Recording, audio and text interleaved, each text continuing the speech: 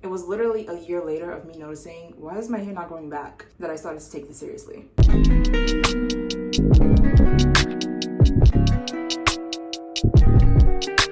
Welcome back to my YouTube channel. It is time for a bald spot update. I know I said within 3 months, but I've been so busy. For those of you who have been following, I've been teaching a natural hair course. It's very beginner level and for anyone who is learning to take care of their natural hair. So yeah, that's been taking up my time, but I have still been trying to care and nurture my bald spot. So what day is it? It is May 22nd and I officially started the treatment end of July. So it's been 4 months and there are a few things that I'm going to change in my routine. So if you follow the journey, I went to the trichologist to find out if my bald spot was scarring or non-scarring. And thankfully it is non-scarring, so meaning my hair can grow back. But of course they suggested minoxidil, which I'm not really a fan of because it's more still topical and doesn't take care of the internal issues. And they also suggested all these expensive procedures with needles and everything. And I was like, you know what?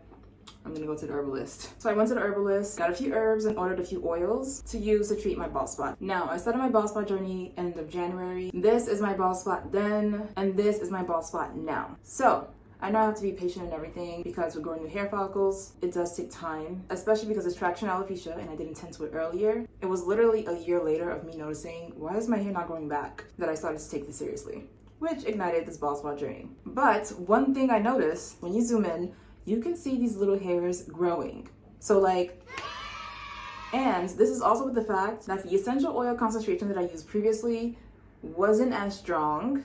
So I am going to be tweaking that recipe a little bit more. I've also been using the Mary Ruth Hair Growth Vitamin. And my initial thoughts on that was, if I want to target my bald spot internally, I need to increase my vitamin intake and see if I can include some supplements. Now, did my hair actually grow with the Mary Ruth Hair Growth Vitamin? I'm not sure because I haven't been tracking it.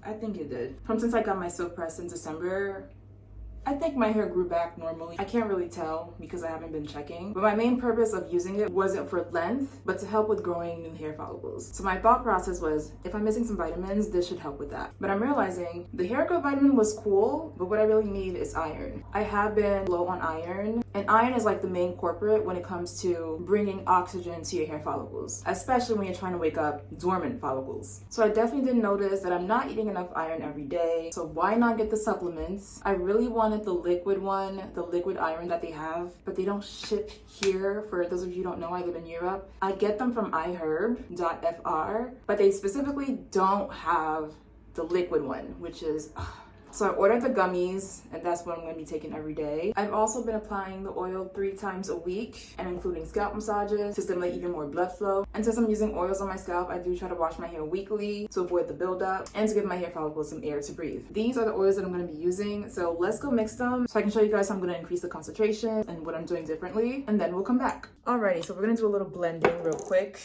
And yeah, here's my pumpkin seed oil. It's the same one that I ordered last time. I got this on iHerb. And pumpkin seed oil, amazing for nourishing the hair follicles. And it also has some DHT blocking properties. So we are going to be using 4 ounces of pumpkin seed oil. Boom. Now what I'm doing differently is that I'm going to add some castor oil because castor oil really is that girl when it comes to stimulating blood flow, and not all carrier oils are able to do that. This is why people use castor oil for their lashes, eyebrows, and everything. And I'm like, you know what? I'm going to add this to my mixture because yeah. I'm going to do 1 ounce of castor oil because it is pretty thick. So 1 ounce, yeah, look at how thick it is. Very thick. All right, boom, we're at 5 ounces. Perfect. Now, jojoba oil. I'm adding the jojoba oil because castor oil is thick. And when it comes to scalp care, jojoba oil is one of the best oils because it may mix out natural oils. And I just want to add a little blend of that in the mixture. To 1, lighten the mixture, and 2, facilitate the absorption of the mixture. Here's our jojoba oil. Alrighty. Boom. Okay. 1 ounce of jojoba oil. I forgot where I got this from. Oh, I got this from Amazon, but yeah. Now, in my previous video, I did use a licorice root extract.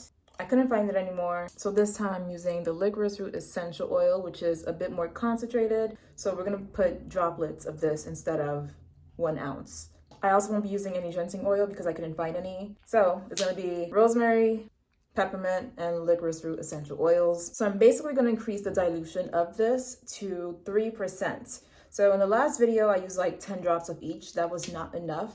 I don't even think that was 1%.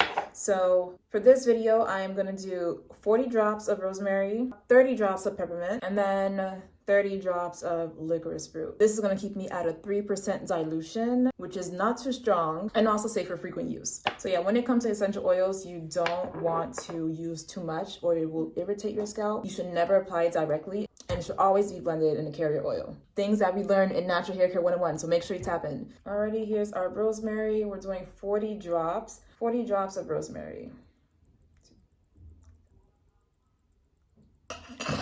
It went way too fast. I'm gonna just consider that as 40. I try to count as fast as I can. 40. Oh, smells strong too. Now for this one, we're gonna do 30. Okay, now this one needs to go faster. 2, 3, 4, 30.